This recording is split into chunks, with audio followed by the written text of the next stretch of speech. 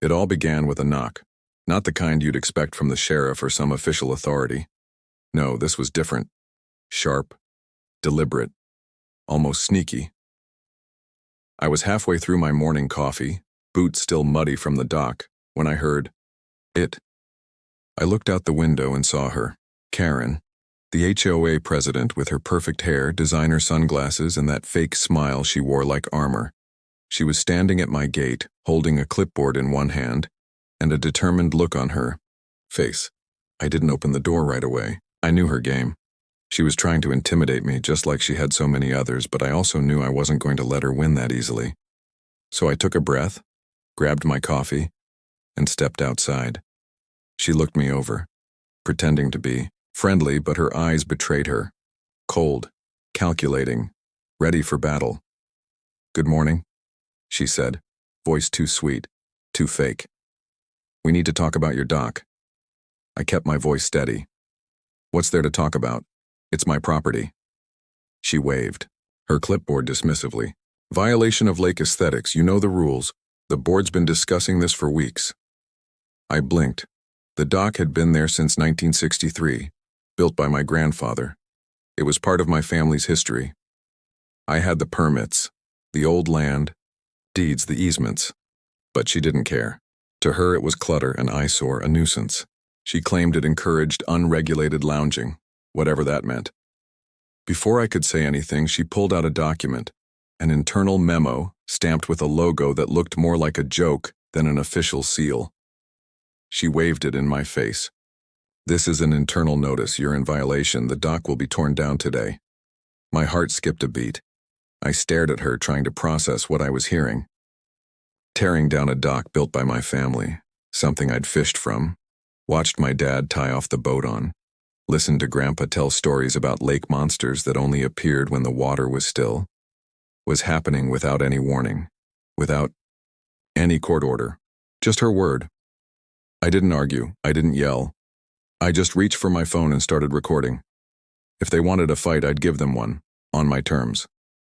I snapped pictures of the officers ripping away at the bolts, the half-dismantled wood floating in the air, the clipboard waving like a badge. I got their faces, their license plates, everything I could. Then I made a mental note, names, faces, and most importantly, the woman behind it all, Karen. She looked at me like I was nothing, but I knew better. I knew this was more than just a dock. It was my family's legacy, my childhood, my connection to the water, and no petty HOA rule was going to erase that. I demanded to know who ordered this. She shrugged, her smile slipping just a little. "Karen Kitzman, the HOA president, she's the one in charge." Of course it was her. The woman who lived 3 houses down in that beige stucco house with the perfectly trimmed hedges and a "No Wake Zone" sign nailed to her mailbox like some badge of honor. She hated my dock, said it made the lake look cluttered, said it encouraged unregulated lounging. Her words, not mine. I looked at her, calm but furious.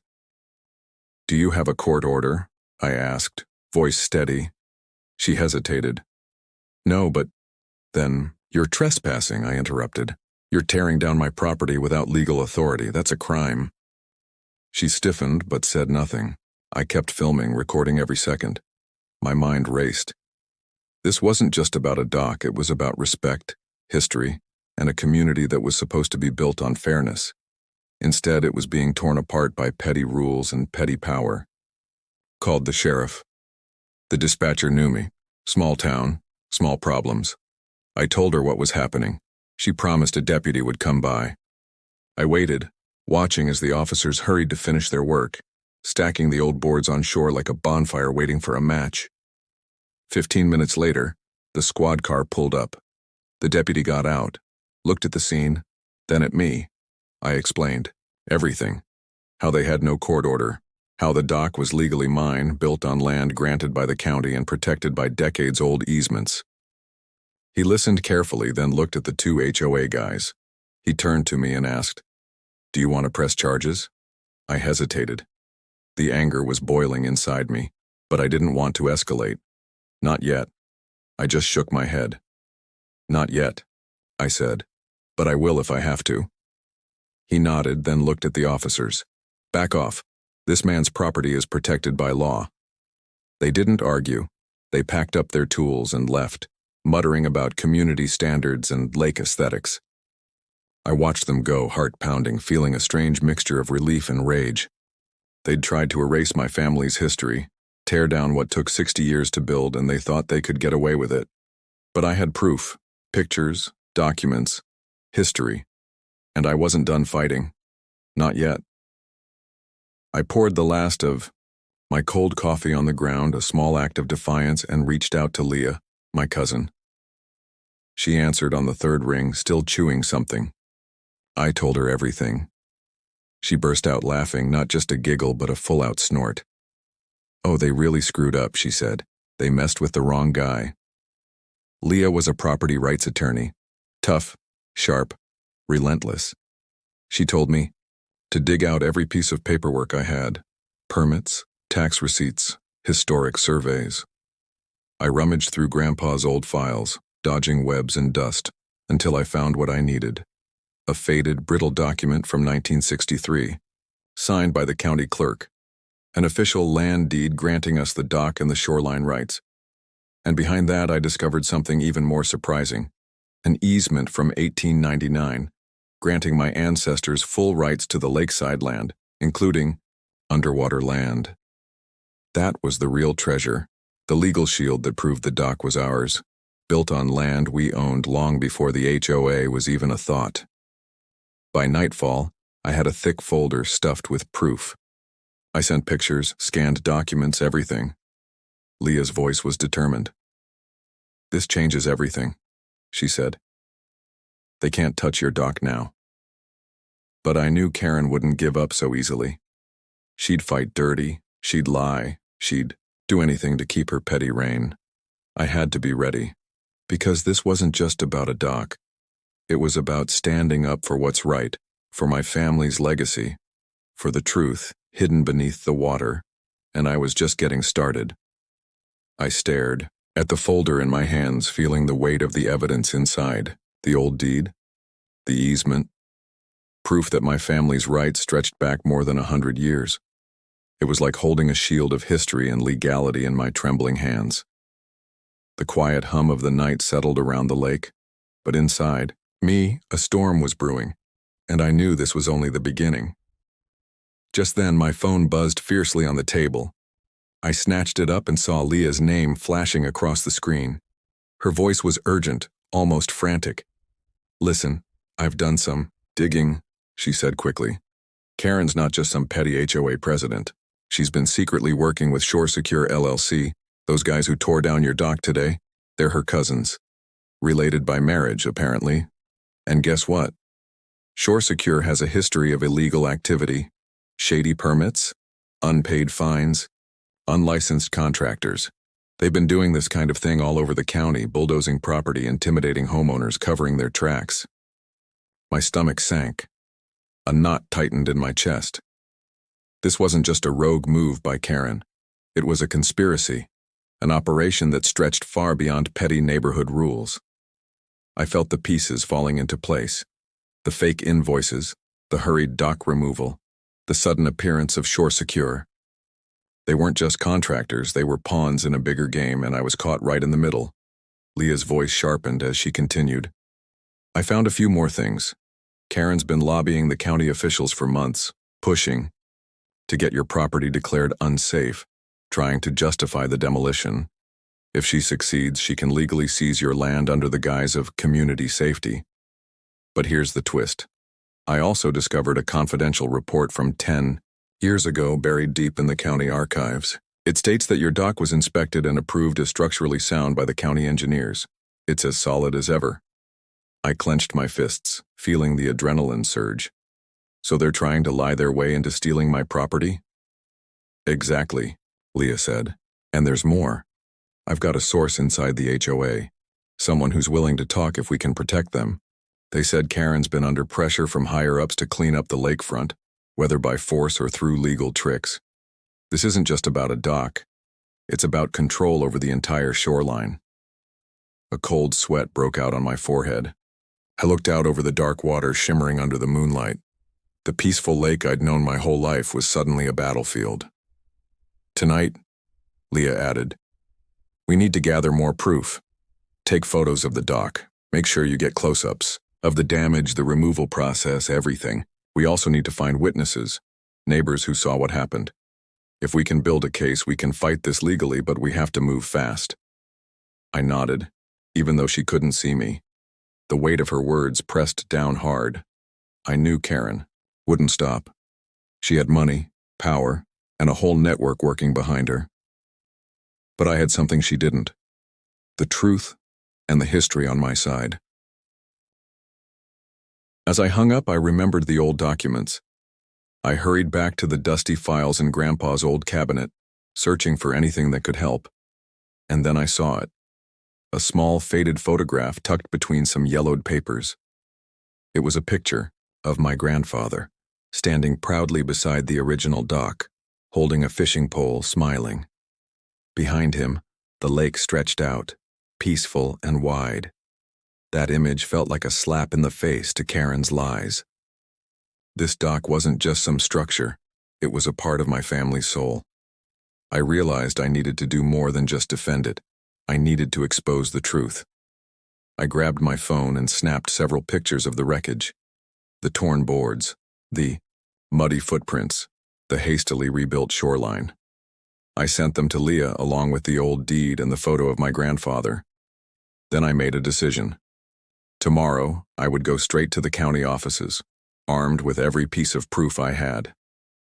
Suddenly, the house felt too quiet, but I knew better than to trust silence now. Somewhere out there, Karen was probably scheming again, trying to find a way to turn this against me. She was ruthless, cunning, dangerous, and I had one chance to stop her. Because this wasn't just about a dock anymore. It was about defending what was ours, our land, our legacy, our right to be on this lake. I could feel the fire burning inside me, the resolve to fight back. Whatever came next, I was ready. The night was far from over, and I knew the real battle had just begun. As I sat back rechecking my phone for missed calls and messages, a sudden knock at the door made me jump. My heart pounded. Who could it be at this hour? I hesitated, then slowly approached the front window, peering out through the curtains. There, standing in the shadows, was a figure I recognized instantly. Tom, old neighbor, the man who had lived here longer than anyone else. His face was grim, eyes darting around as if he was looking for something, or someone. I opened the door cautiously. "Tom, what are you doing here?" He stepped inside quickly, glancing over his shoulder. "I saw what they did today," he said quietly, "and I've got some information, but we've got to be careful. Karen's not just after your dock, she's got eyes everywhere, and I wouldn't be surprised if she's already got someone watching your place." My stomach clenched tighter. "What do you mean? What kind of information?" He lowered his voice. "I've been watching her for a while. She's been meeting with some folks, local businessmen, county officials, you name it. And I overheard her talking about clearing the lakefront for some development project. They're planning to sell it to a private company. That's why she's so eager to get rid of your dock. She wants to turn this place into some fancy resort or gated community." The words hit me like a punch. This wasn't just about property lines or petty rules. It was about the future of our entire community, about turning what we knew into profit for a select few. I looked at Tom. "So, what do we do now?" He hesitated, then reached into his coat pocket and pulled out a small flash drive. "I've got some recordings, conversations I secretly recorded. They prove she's been planning this for months. I'm giving you this, but be careful. If she finds out I've talked to you, she might come after me too." I took the drive, feeling the weight of his trust. "Thank you, Tom. This could change everything." He nodded, his face hardening.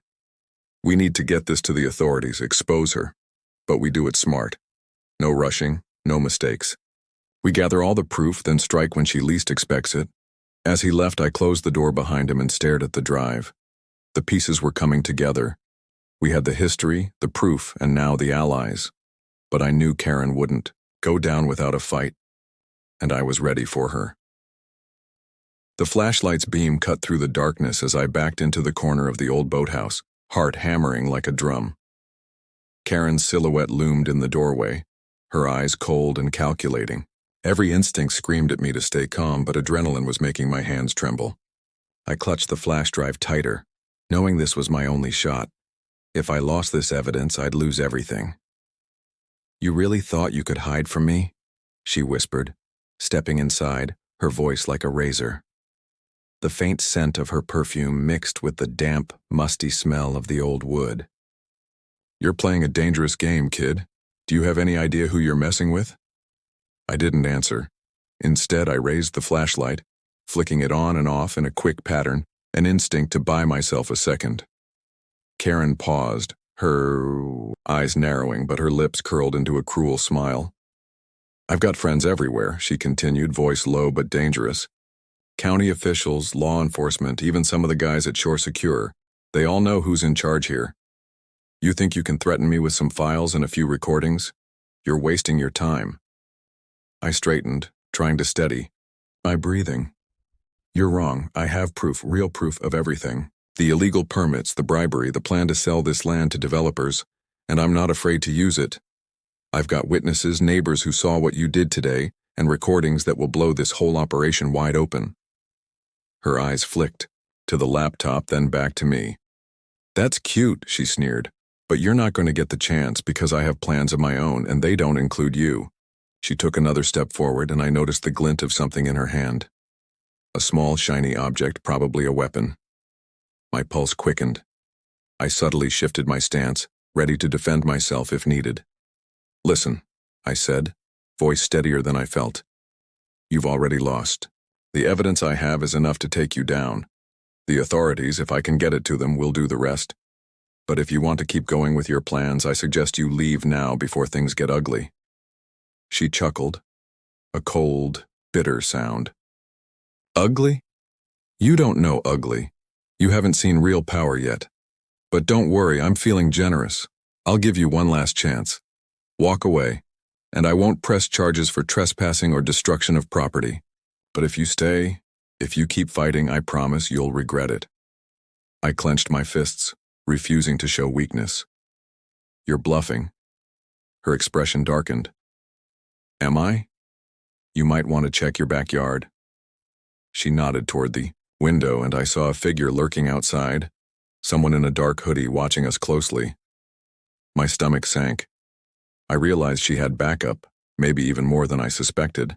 This wasn't just a confrontation, it was a standoff, and I was running out of time. "Fine," I said quietly, lowering the flashlight slightly. "But I'm not backing down. I've got everything I need to expose you, and I will. One way or another." She took a step back, eyes narrowing into slits. "You're playing with fire, and I hope you know you're about to get burned." Before I could react, she spun around and darted out of the boathouse, disappearing into the night. I stood there for a moment, catching my breath, heart pounding so loud I thought it might burst. The shadows seemed to close in around me, but I knew I couldn't stay. If she was willing to come back with backup, or worse, I had to get this evidence out now. I hurried to the old wooden table, grabbed the laptop and the flash drive, and slipped them into my pocket. Every second felt like an eternity.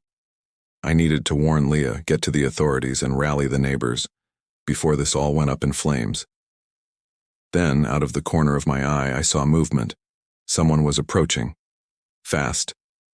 I froze, clutching the doorframe, listening. It was footsteps, heavy, deliberate. Whoever it was, they knew I was here. A hand grabbed my shoulder from behind.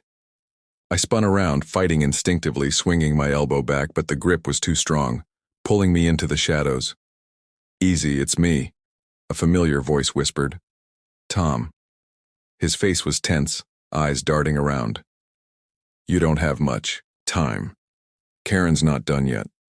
I saw her talking to some guys in a truck down by the old dock.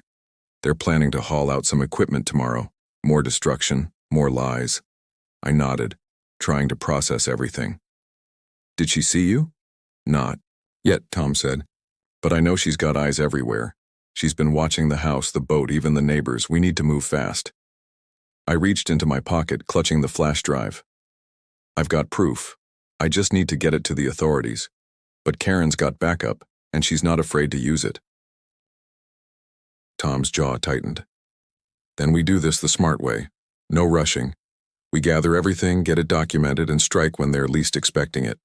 I've got some contacts in the sheriff's department. They owe me a favor. I'll make sure they're ready. The cold night air bit into us as we slipped away from the boathouse, shadows swallowing us whole. The waterfront was alive with danger, but I knew this was just the beginning. Karen wasn't going to give up easily. Neither would I. The fight for the lake, for our home, was about to reach its boiling point, and I was ready to face whatever came next, because I had nothing left to lose.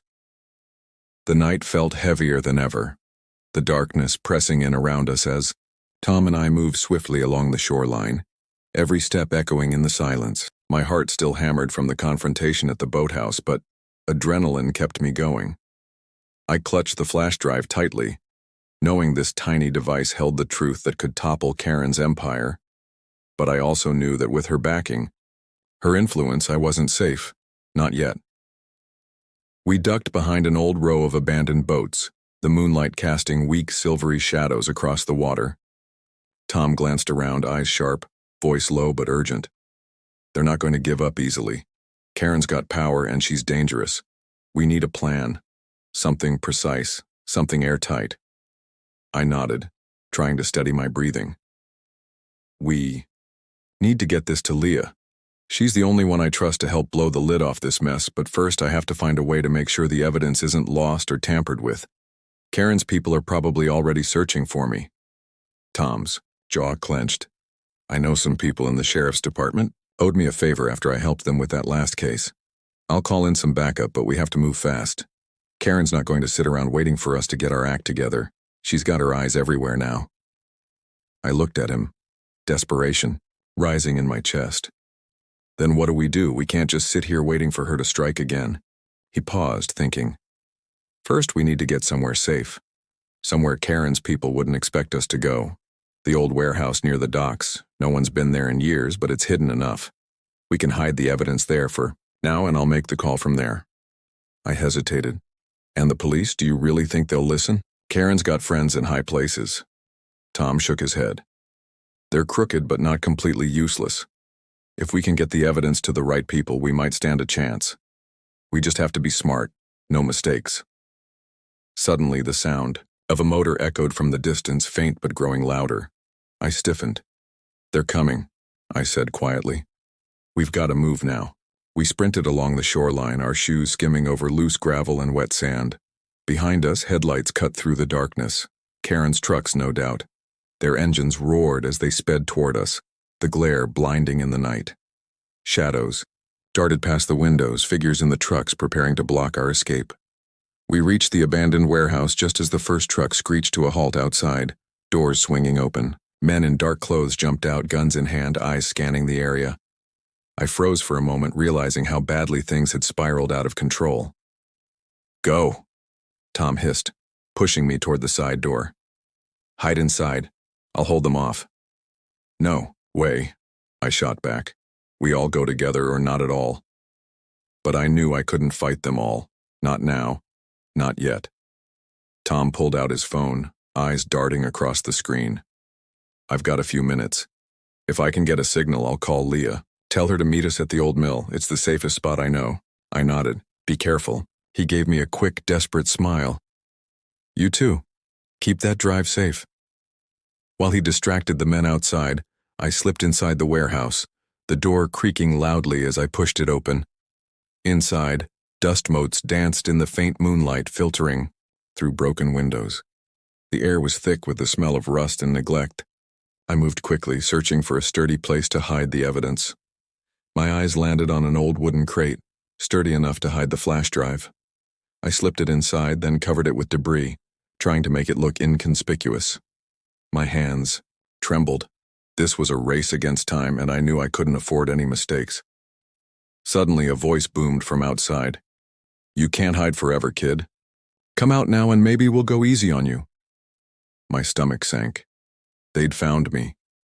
I pressed my back against the cold wall, waiting, listening for any signs of movement. My mind raced. What was my next move? How could I get out of this alive?